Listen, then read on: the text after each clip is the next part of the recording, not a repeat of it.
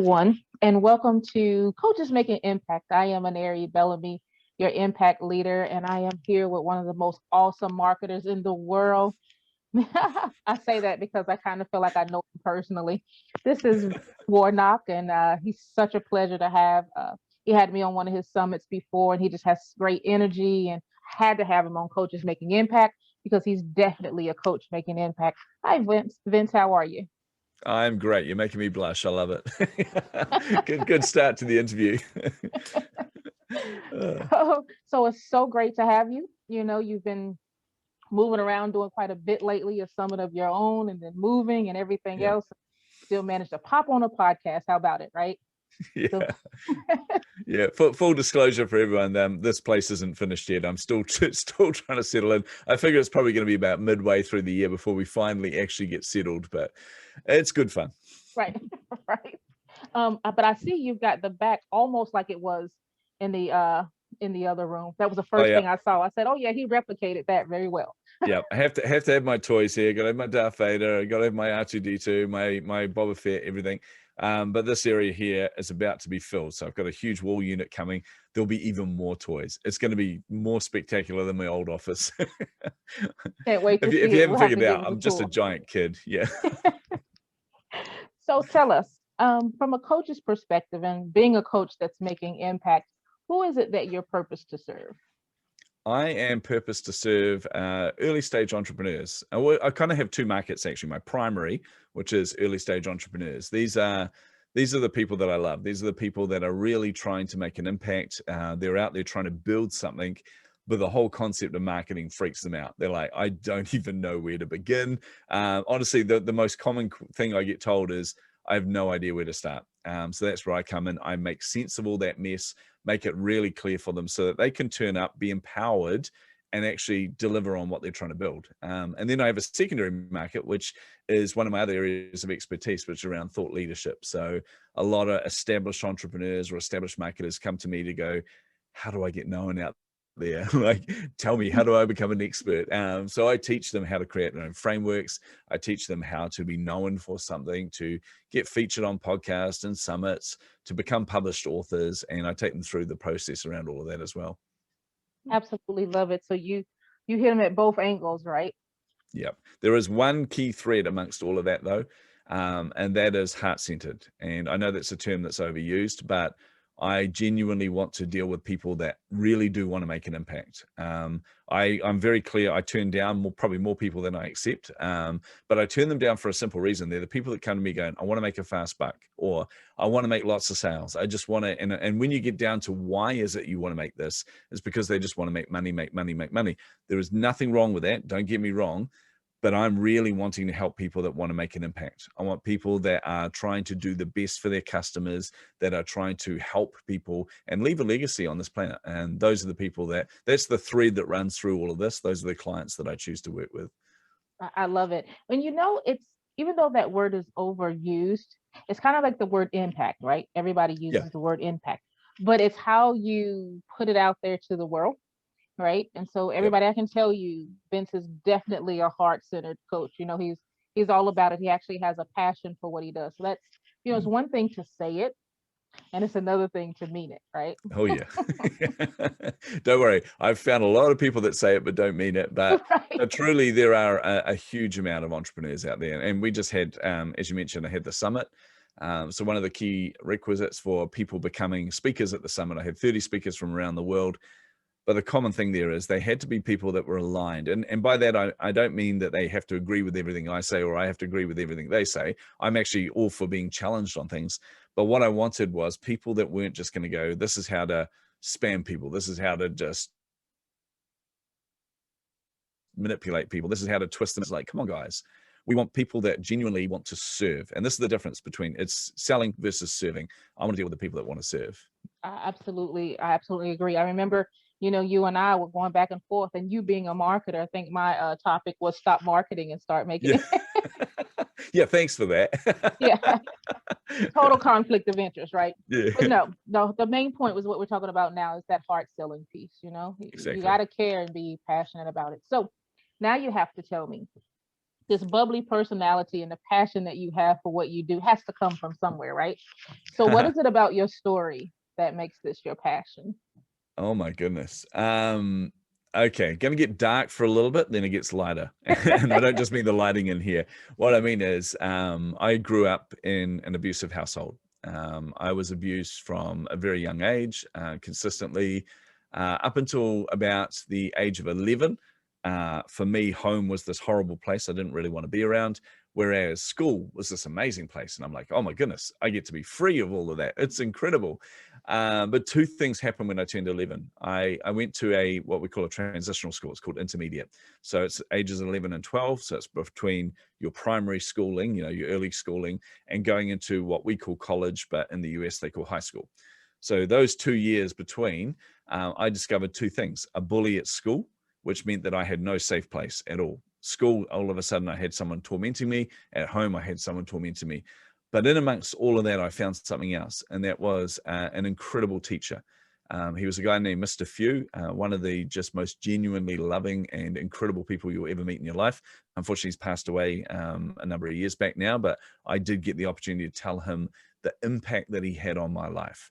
And I still remember I was a real smart ass kid. I was really challenging. I was way too bright in a low socioeconomic school where a lot of people had learning difficulties, or they come from broken homes, or these kind of things. So I was bored, and I used to get up to mischief all the time. And I still remember being real cheeky with him one day, and he was talking about public speaking. And he said, right, we're all going to learn how to do a speech, how to structure a speech and all this at age 11. And I'm like, oh, why do we have to do this? Come on, when are we going to get the opportunity? We're nobodies. When are we going to get the opportunity to do a public speech? And he goes, how about right now, Vince? And I went, he goes, come up in front of the class, and I want you to stand here, and you're going to do a public speech for 5 minutes without any preparation. And class, what is Vince going to talk about? And of course, being 11-year-olds, they're all like, they all said egg. Like, so I had to talk about an egg for 5 minutes. But what happened was, as soon as I got up there in front of them, my brain went into a different mode. I immediately was like, oh my goodness, I felt the energy from everyone there.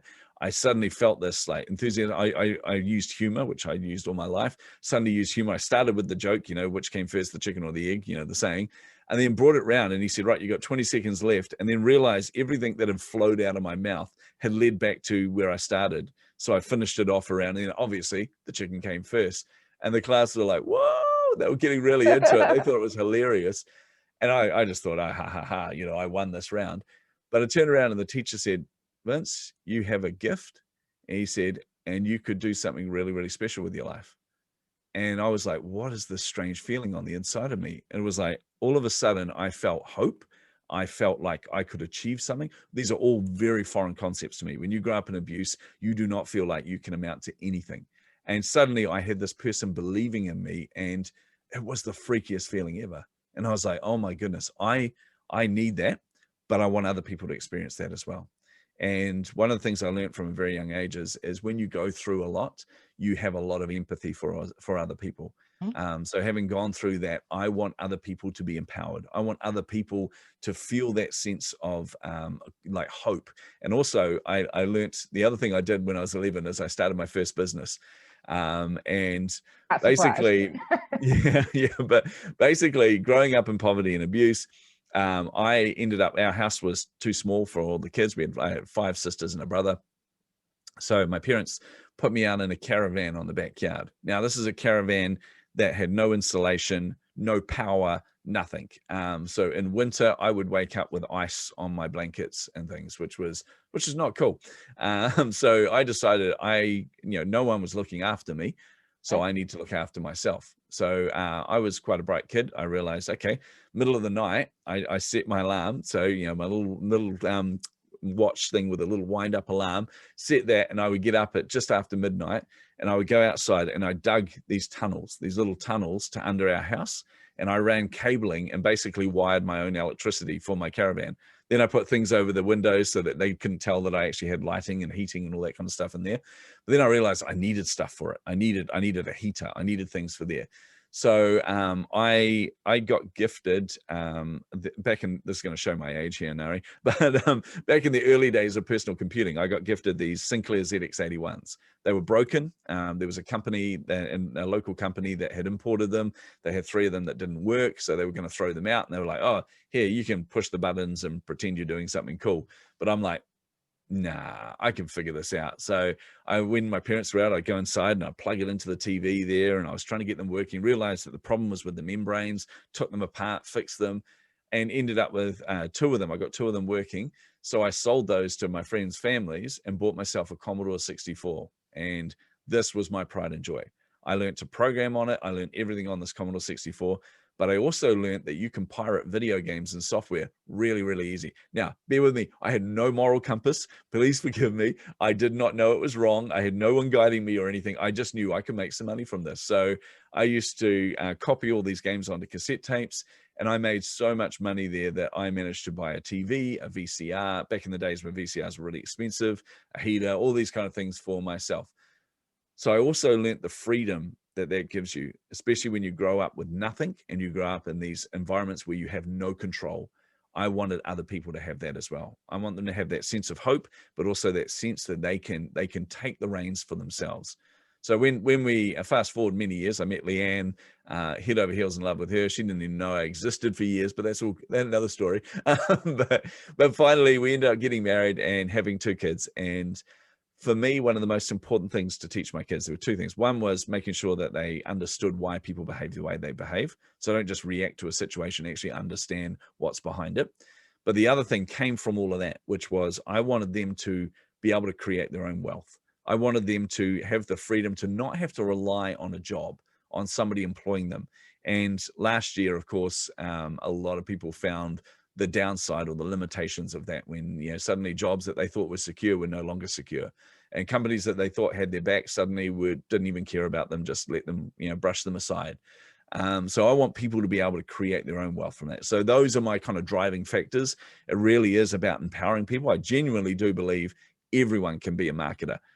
This really upsets some of my peers, by the way, because they're like, no, marketing's really hard. Marketing's really complex. There's so much. And I'm like, oh, rubbish. We only say that because we're really insecure. Like marketers, we think that if we make it complex, everybody's going to go, oh, we need to hire you to do our Right. marketing. I'm like, Right. no, teach them how to market. They will learn it very, very quickly. In fact, a lot of people are far more authentic in their marketing, having to make it up themselves than a lot of the big corporates that I've had to try and transform. So for me, I love being at that coalface and helping entrepreneurs.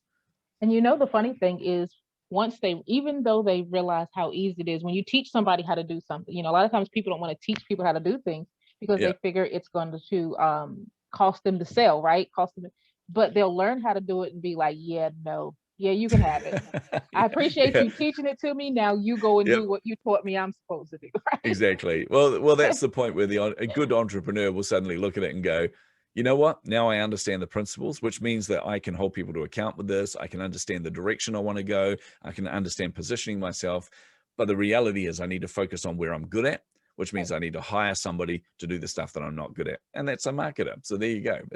Yeah, it's crazy. But the other thing too is I'm a firm believer. You and I were talking about this. We're firm believers in give away as much as possible, do as much as possible for people. Just try and help people.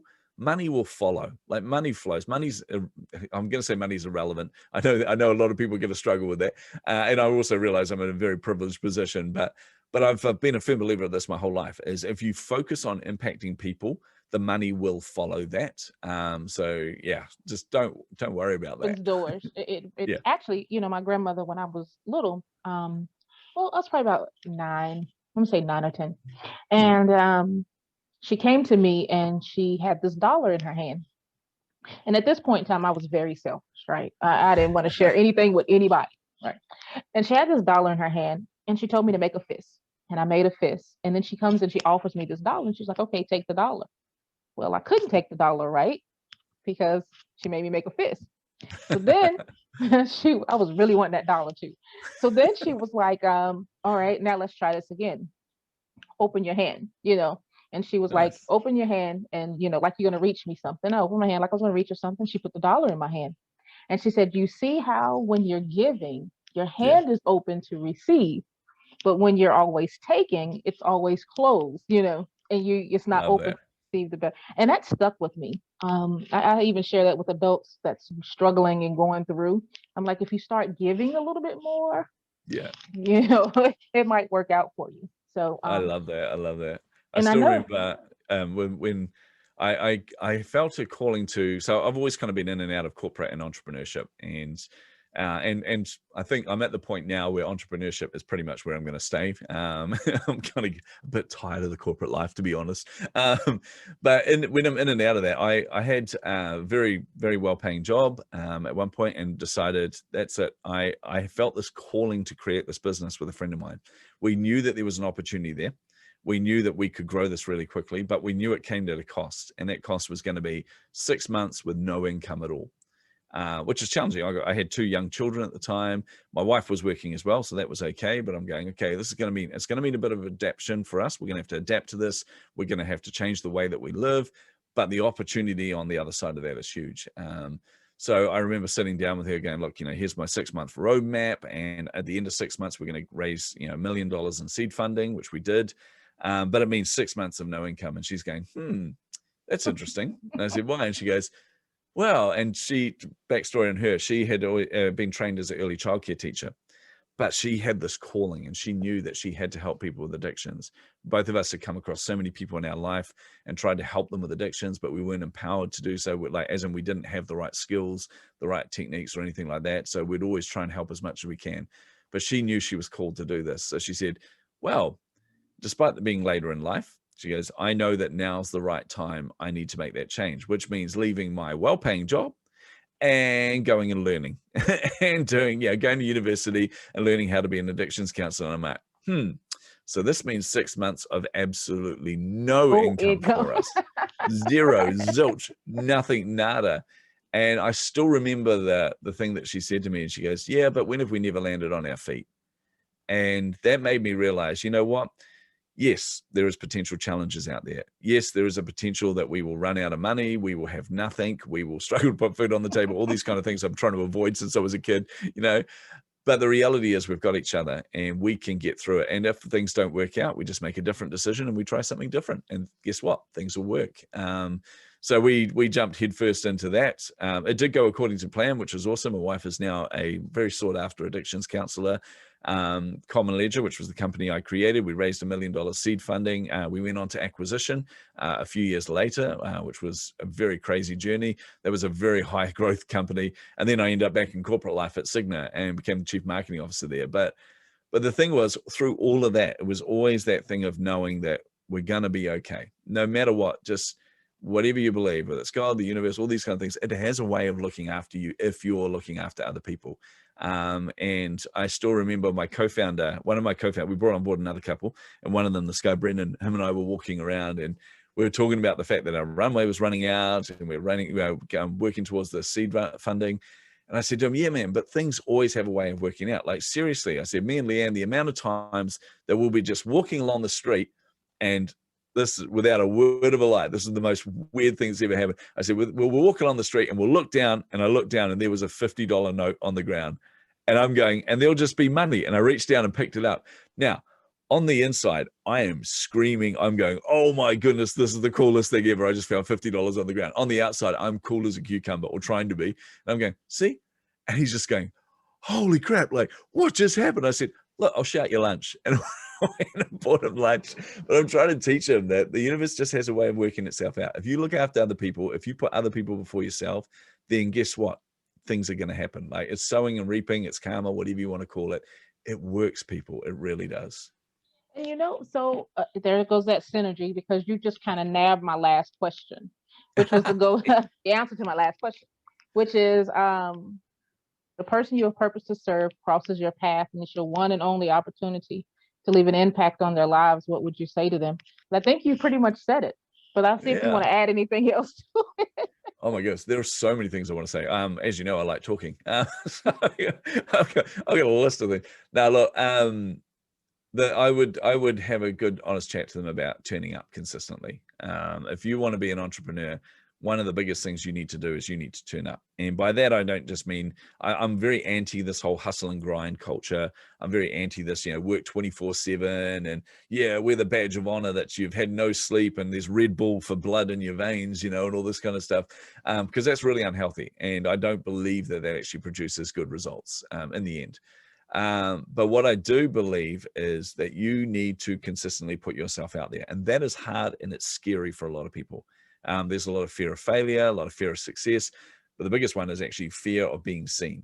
And for a lot of entrepreneurs, there's this innate kind of fear that people will find out that I don't know what I'm doing. People will find out that I'm making this up as I go along, or my friends or colleagues or people that I know now are going to judge me based on that. The fact is, you are making it up as you go along. You are an imposter. These are all good things. There's nothing wrong with this. I'm doing the same thing, guys. I suffer from imposter syndrome as much as anybody else. I get up some days and go, holy crap, what am I doing? Why am I doing this? I should get a real job. Am I insane?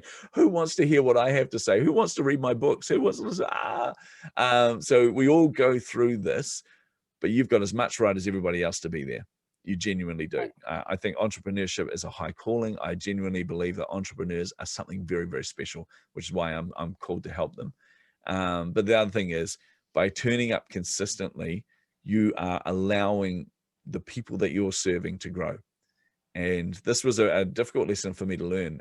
One of my coaches actually ran me through this one day. I was having a rough day. Like I said, we all have those. I was having one of those days where I'm like, I just don't know why I'm doing what I'm doing. What's the point of this? I should just go and get something steady, because, being an entrepreneur is stressful. And my coach said to me, okay, I want you to do this exercise for me. She goes, I want you to write down all of the people that you've impacted over the last 12 months. And I'm going, oh, I'll do 5 years. And she goes, don't be cheeky, 12 months. I went, oh, okay. And I had to write down everybody, all my clients, everybody that I've impacted, everyone that I've served. I had to write down their name, what their need was, how I helped them with that need, and what the result of that was. And the more I started to do this, and this is not just in business as well, this is in life, this is the people that you're helping, these are the people surrounding you. The more I wrote this down, something became very, very clear, which was, yes, I'm having a bad day. Yes, I'm having a day where I just don't want to do anything. I don't want to turn up. But then I look at that list and go, but I would be denying somebody else a breakthrough or an opportunity. And what right do I have to deny them that? When you start to realize it's not just about you, it's about the people you serve, it's the people that you're turning up for, that changes your perspective, it changes your energy, it changes your enthusiasm. You still will have bad days, but it'll help you so much to get through that. So I keep that list now in a Trello board. I keep all of my wins in there as well. It sounds really vain. It took me a while to get my head around doing this. I used to put them on my wall actually, but then I used to have clients come over and it was really embarrassing seeing all these quotes on the wall from people. So I put them in a Trello board so that if I'm ever having those days where I don't want to turn up, or those days where I'm really struggling, I read that, I go through and I look at the impact that I'm having on people's lives, just like the impact that all of you, all the entrepreneurs are having. And that helps me to go, you know what, let's do this. We got this. Roll up the sleeves and let's get in and get it done. Right. Because to piggyback on that, I had someone say to me, 9-to-5 jobs are just a security that everyone should have, right? You can go to bed knowing that on this date at this time you'll have this amount of money. You can take a day off knowing that you can take that day off and you're still going to have this amount of money. Yeah. And I said, that's beautiful, but who are you impacting at the end of the day? Like when when you've invested 30, 40 years into this company, other than making them a lot of money over that time, then, what is your life story going to be? Who did you get to meet? You and I, we get to travel the world from our office, right? Yeah. One day in person, Yeah. when the borders finally open everywhere. But for right now, by the internet. Yeah.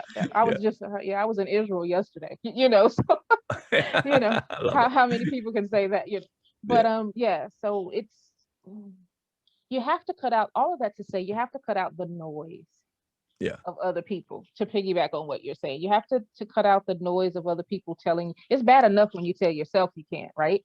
Yeah. Last thing you need is the noise of other people validating that you can't. So you have to definitely cut out that noise and just go for it. It Yeah. it all reveals itself Yeah. over Well, time. Like, you've got to look at it from a different perspective as well, which is because I faced this, and some of my colleagues they thought I was mad when I left Cigna. So I was chief marketing officer there. I was paid an obscene amount of money, to be honest. Like, when you're at the C-suite level, that is some good money. It's good money when you never even have to look at your bank account. You just know that you're fine. So I was like, right, okay, I'm leaving all of this because I'm feeling unfulfilled. And that genuinely is what was happening. I was going, okay, I don't feel like I'm at the front of where the impact is. And when you're in a C-suite level, you're kind of, I don't want to say this harshly, but you almost have to treat people like dollar signs or like numbers, because you are trying to run this, multinational, huge corporate. And it was like, okay, this feels wrong. This feels disingenuous to me. I cannot operate like this. I need to be putting people first. I just need to be at the front of where impact is. That's how I'm wired. So it felt like I wasn't being authentic. So I had a difficult conversation with my CEO and just said to her, look, I'm not enjoying this. As in, the job itself is wonderful. It's a great place to work. The people there are amazing. My team were incredible. Really hard telling my team I was leaving because there were far too many tears, and I'm like, I don't want to do this anymore. But the reality was I needed to do something that would fulfill me, and that was to write my next book, which I'm writing at the moment. And that, of course, led to coaching and all these kind of things as well. But people thought I was crazy. And a lot of my colleagues were like, no, Vince, you're an idiot. You shouldn't do this, man. That is a huge amount of money you're leaving on the table. And I'm like, I don't care. I genuinely don't care about this. And the thing was, I had to realize that a lot of them were quite harsh about that and saying, you need a sanity check. And I'm going, yeah, okay. They're only saying this because they're trying to look out for me, right? These are people who cannot see the vision of what I'm trying to do. They cannot see, they don't know me well enough to know that this is what drives me. For them, they're just trying to protect me and going, hey, he's leaving a really well-paying job. That's insane. Come on, come back, sort this out. And so I had to kind of rationalize that and realize that actually they mean well. I just don't have to take on board what they say. But the other thing too is, as entrepreneurs, we often worry about all these people saying this stuff about us, but the reality is most of them don't even pay attention to you. Like, I know this is hard for us to get our head around, especially when you're a high extrovert like me. Everybody loves me. Everybody's talking about me all the time. But the reality is most people don't. Most people don't even think about you during the day. They're thinking about themselves, because that's how humans are wired. right. Which means often we're projecting all these negative thoughts and these negative comments from other people. But the reality is that's not even on their mind. So yeah, firm believer in that. Absolutely love it. As I knew you would, I knew you'd leave some awesome nuggets on this interview. And so we're going to try to keep with what we normally do and keep them within a certain period of time. But it's Vince, we could chat Good all luck. day, right? Yeah. The two of us, Yeah. we could go at this for hours. But Oh yeah. someone else is going to want to continue this conversation with you, right? Yep. So tell us, how do they do that? Okay. Easiest way, make it super easy for everyone. Just go to chasingtheinsights.com. That's where my podcast is. So you get to hear amazing interviews with awesome people. Also, that's where the summit was, but that's finished now. But on there, you'll see links to my group program, to my social channels, basically to everywhere that you can reach out to me. Please do. I love having conversations with people. I'm always keen to jump on a call. If you're struggling with something, if you're really struggling with making sense of marketing, then I will jump on a call with you to make sure, to give you some clarity, give you a bit of encouragement and empowerment there as well. But then also, if there's a way that the two of us can work together that feels right, then we can have a chat about that as well. So chasingtheinsights.com, super easy. Absolutely love it. Thank you so much for your time on today. And most importantly, thank you for being one of those coaches that's out there actually making impact on the lives of others. I truly appreciate it. Likewise, Inari, likewise. So I know that we'll continue the conversation real soon, and I encourage everyone else to do the same. Awesome.